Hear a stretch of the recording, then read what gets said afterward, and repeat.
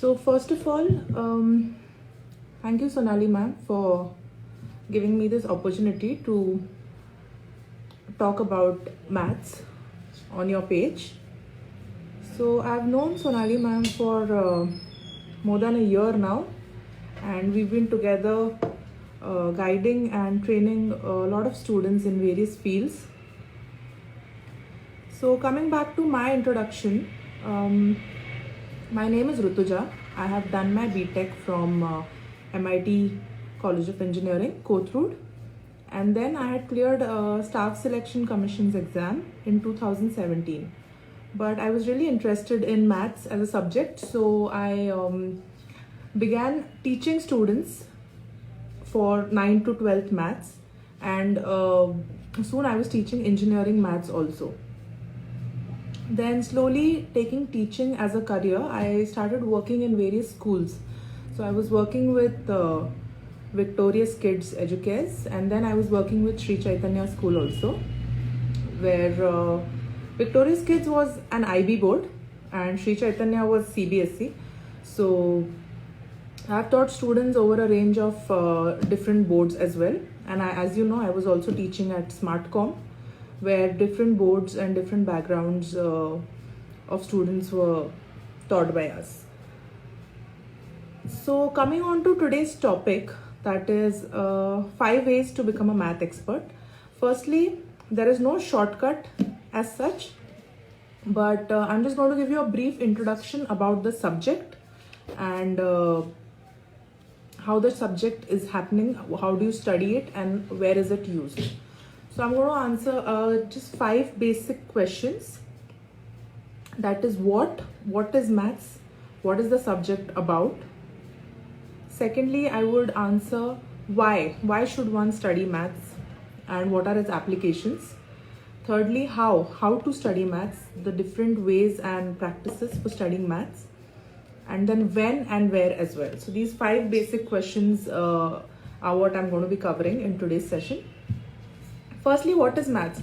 So math is basically a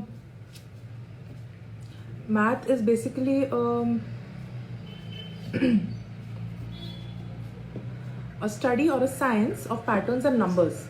It doesn't have a well-defined meaning or something, or a definition as such, but it's just patterns and numbers wherein you learn the existing situations, you try to quantify them using numbers and get the relationships between them. And with the help of the existing relationships, you can also use mathematical proof to understand new things that are happening around you. So maths is a very age-old science. It was used right from 3000 BC. Right from Mesopotamians to Egyptians in building the pyramids to calculating times using the sun clocks, etc. We are using maths today in today's digital world.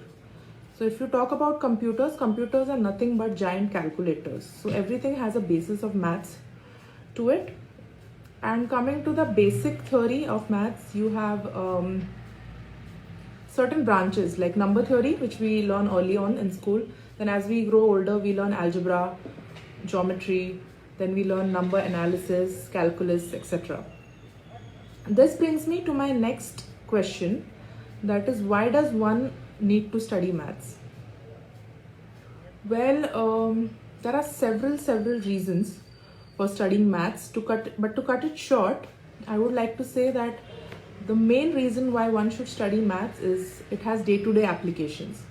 Right from the time you wake up, that is setting an alarm, to going to school or college, you need to know the distance, you need to know the time when you reach there. For instance, you want to go and buy something, you need to know how much money is going to be used for that. So for all these calculations and daily activities, maths is absolutely necessary.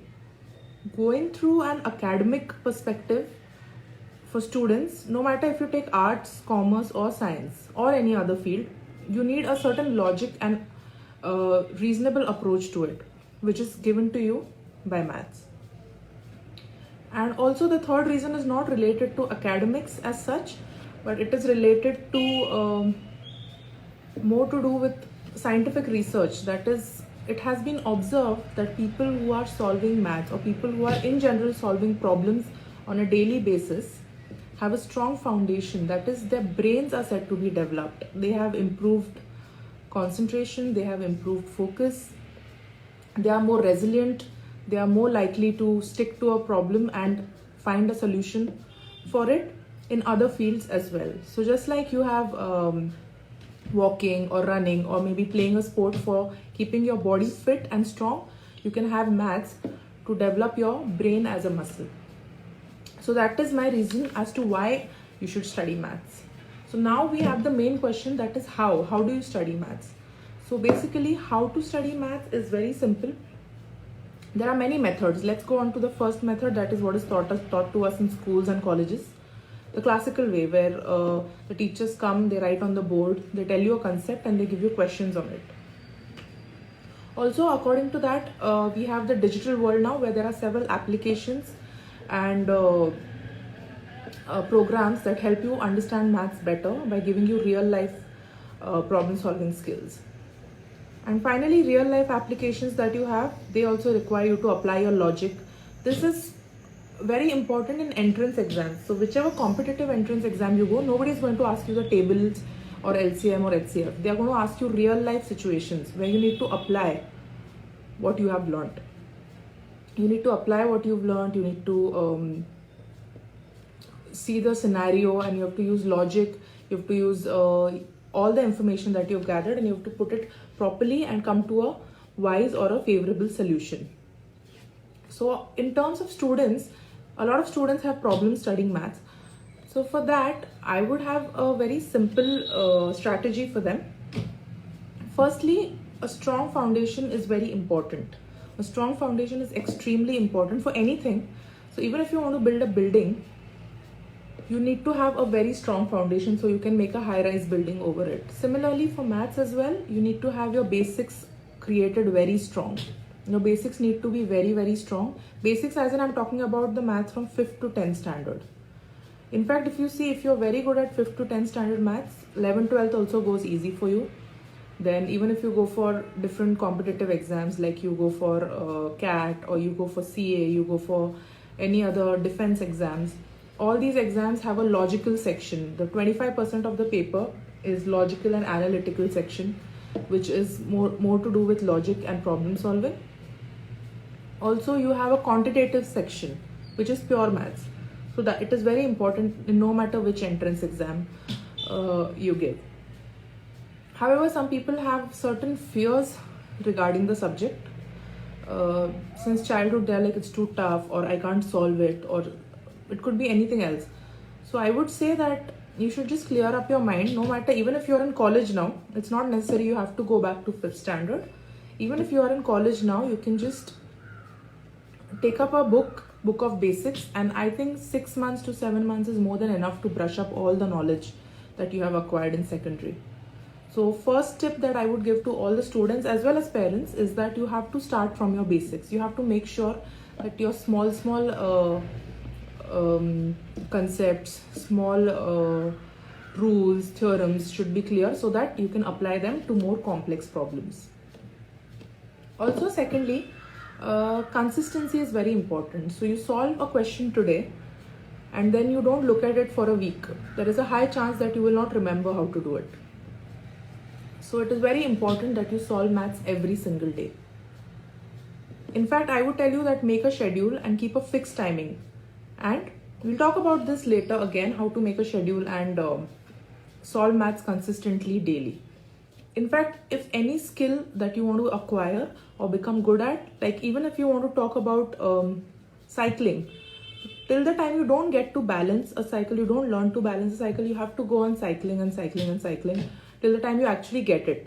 And once you get it, it becomes automatic. Similarly is for maths, that once you start solving and you get the concept, you have to keep on going and solving it till the time you understand how to go through the problems, and only then you will become an expert at it.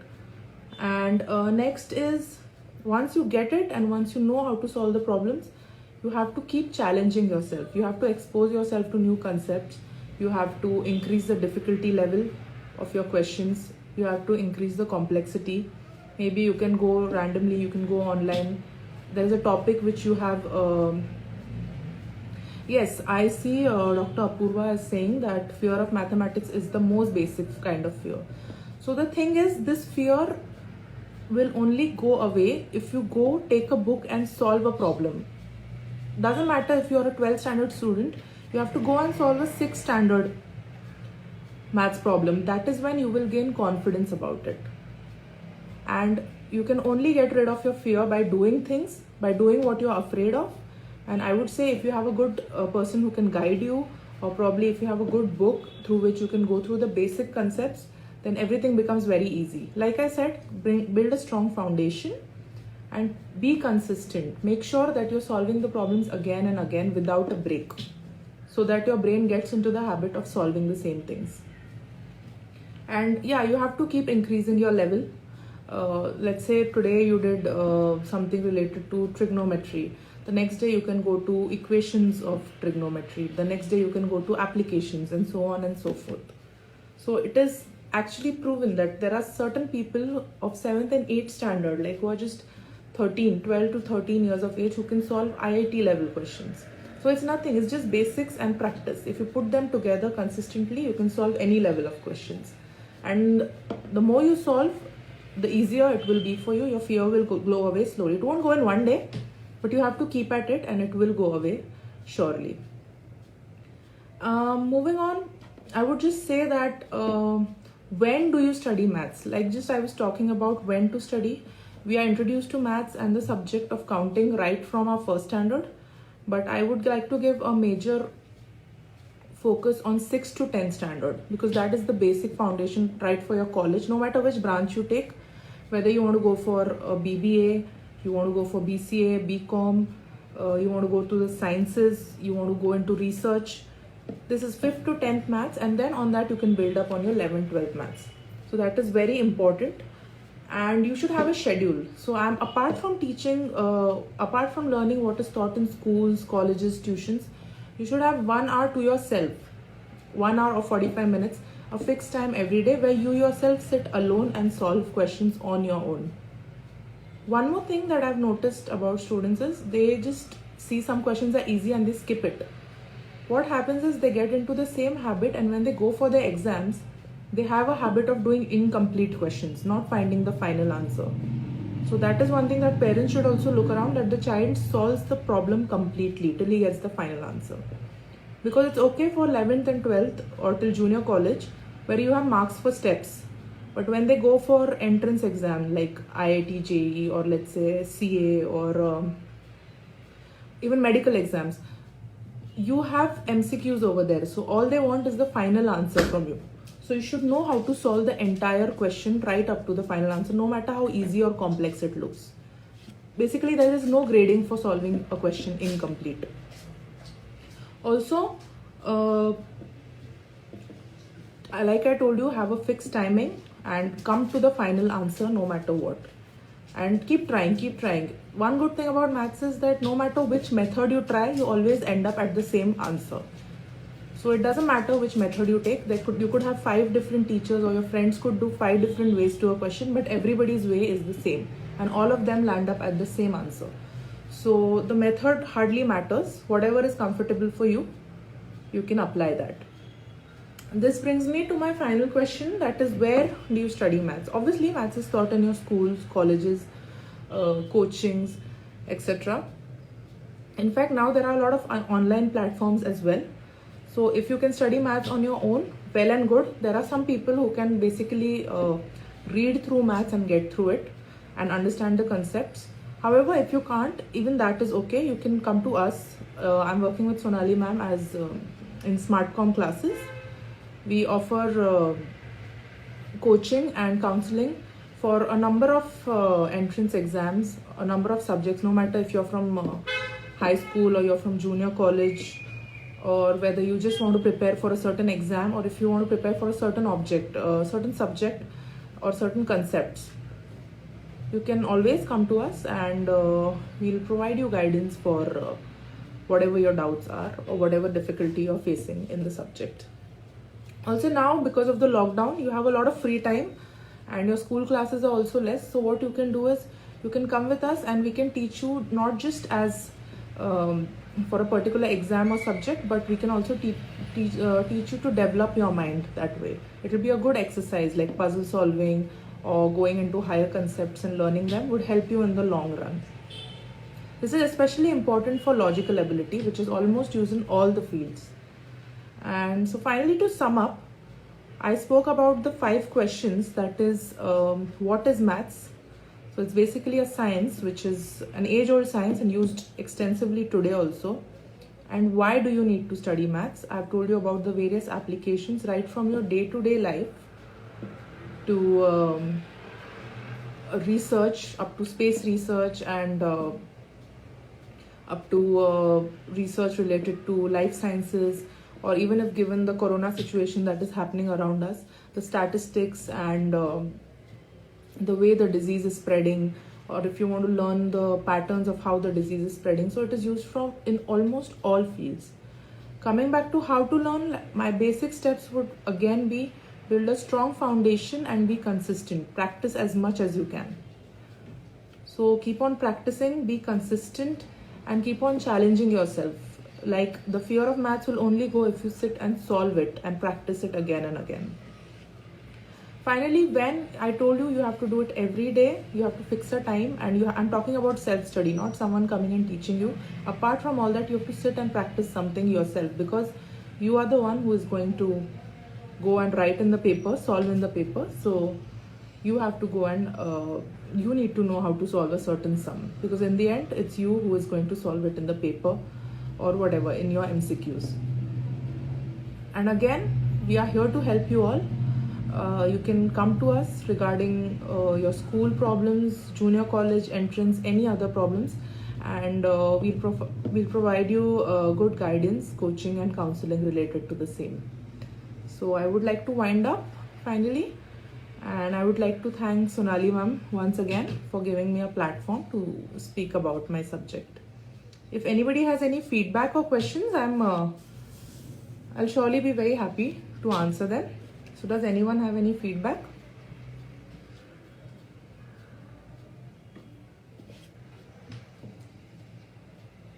So I think we're done with this, and Sonali ma'am, do you have any other feedback on this?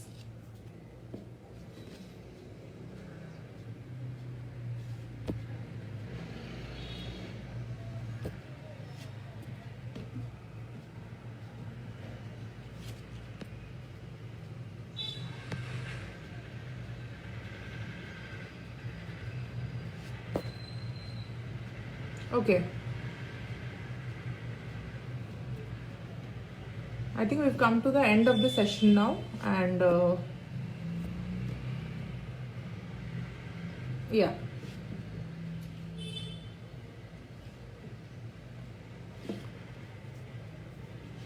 Okay, so once again, I've spoken about the subject and about small tips and tricks which will help you get through it. And if you have anything, you can contact us on this page, or you can contact Sonali ma'am. And I think we're going to stop here now. We stop here. So thank you ma'am, and thank you everyone. This is the end of the session.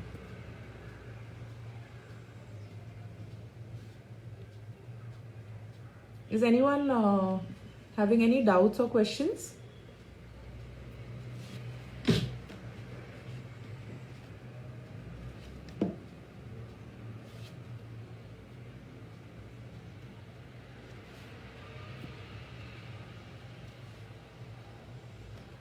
Okay, I think that's about it. So thank you.